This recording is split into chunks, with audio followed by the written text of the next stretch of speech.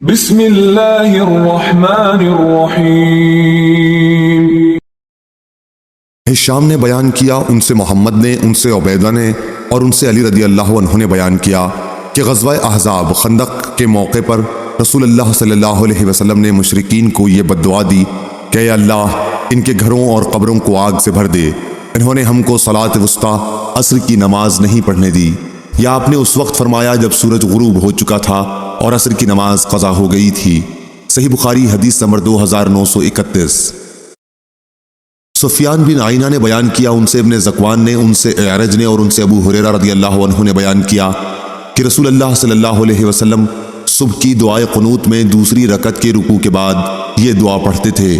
ترجمہ: اے اللہ سلمہ بن ہشام کو نجات دے، اے اللہ ولید بن ولید کو نجات دے، اے اللہ عیاش بن ابی ربیعہ کو نجات دے، اے اللہ تمام کمزور مسلمانوں کو نجات دے جو مکے میں مشرکین کی سختیاں جھیل رہے تھے۔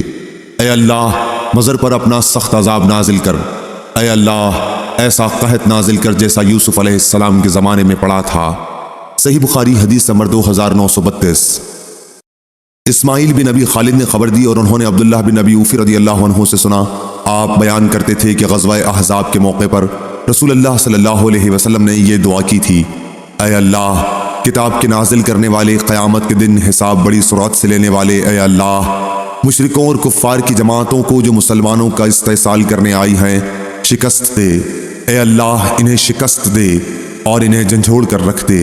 صحیح بخاری حدیث نمبر 2933۔ جعفر بن عون نے بیان کیا، ہم سے سفیان ثوری نے، ان سے ابو اسحاق نے، ان سے عمرو بن میمون نے اور ان سے عبداللہ بن مسعود رضی اللہ عنہ نے کہ نبی کریم صلی اللہ علیہ وسلم کعبے کے سائے میں نماز پڑھ رہے تھے۔ ابو جہل اور قریش کے بعض دوسرے لوگوں نے کہا کہ اونٹ کی اوجڑی لا کر کون ان پر ڈالے گا؟ مکہ کے کنارے ایک اونٹ ذبح ہوا تھا اور اسی کی اوجڑی لانے کے واسطے ان سبوں نے اپنے آدمی بھیجے اور وہ اس اونٹ کی اوجڑی اٹھا لائے اور اسے نبی کریم صلی اللہ علیہ وسلم کے اوپر نماز پڑھتے ہوئے ڈال دیا۔ اس کے بعد فاطمہ رضی اللہ عنہا آئیں اور انہوں نے آپ صلی اللہ علیہ وسلم کے اوپر سے اس گندگی کو ہٹایا۔ حضرت صلی اللہ علیہ وسلم نے اس وقت یہ بد دعا کی کہ اے اللہ قریش کو پکڑ، اے اللہ قریش کو پکڑ، اے اللہ قریش کو پکڑ۔ ابو جہل بن ہشام، عتبہ بن ربیعہ، شیبہ بن ربیعہ، ولید بن عتبہ، ابی بن خلف اور عقبہ بن ابی معیط سب کو پکڑ لے۔ عبداللہ بن مسعود رضی اللہ عنہ نے کہا، چنانچہ میں نے ان سب کو جنگ بدر میں بدر کے کنویں میں دیکھا کہ سب کو قتل کر کے اس میں ڈال دیا گیا تھا۔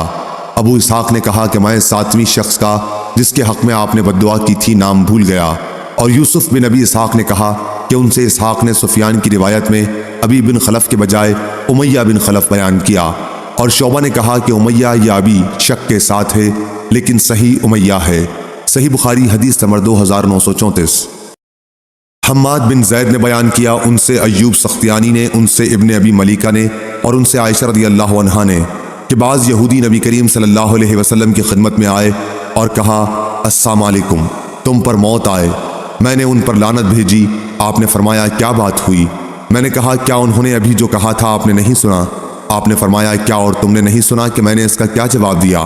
وعلیکم، یعنی تم پر بھی وہی آئے، یعنی میں نے کوئی برا لفظ زبان سے نہیں نکالا، صرف ان کی بات انہی پر لوٹا دی۔ صحیح بخاری حدیث نمبر 2935۔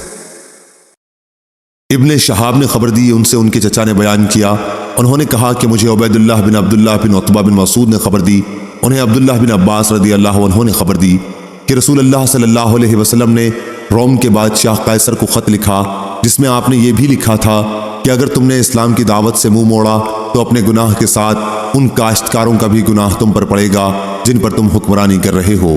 صحیح بخاری حدیث نمبر 2936۔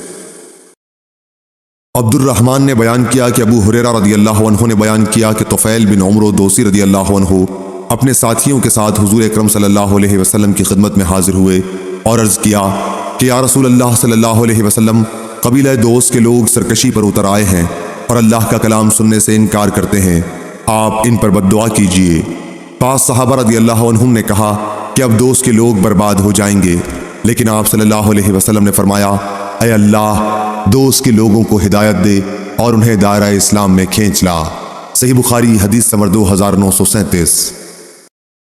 شعبہ نے خبر دی قتادہ سے، انہوں نے کہا کہ میں نے انس رضی اللہ عنہ سے سنا کہ آپ بیان کرتے تھے کہ جب نبی کریم صلی اللہ علیہ وسلم نے شاہ روم کو خط لکھنے کا ارادہ کیا تو آپ سے کہا گیا کہ وہ لوگ کوئی خط اس وقت تک قبول نہیں کرتے جب تک وہ سر بمہر نہ ہو۔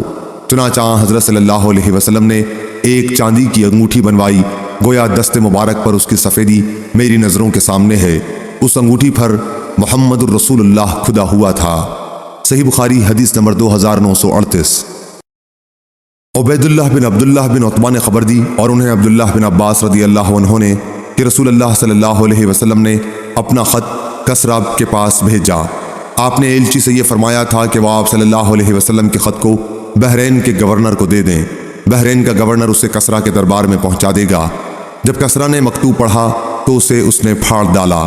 مجھے یاد ہے کہ سعید بن مسیب نے بیان کیا تھا کہ پھر نبی کریم صلی اللہ علیہ وسلم نے اس پر بددعا کی تھی کہ وہ بھی پارا پارا ہو جائے، چنانچہ ایسا ہی ہوا۔ صحیح بخاری حدیث نمبر 2939۔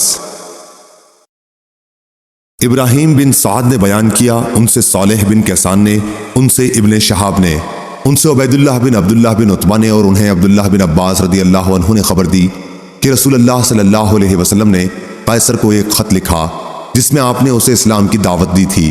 وہیہ کلبی رضی اللہ عنہ کو آپ نے مکتوب دے کر بھیجا اور انہیں حکم دیا تھا کہ مکتوب بصرہ کے گورنر کے حوالے کر دیں، وہ اسے قیصر تک پہنچا دے گا۔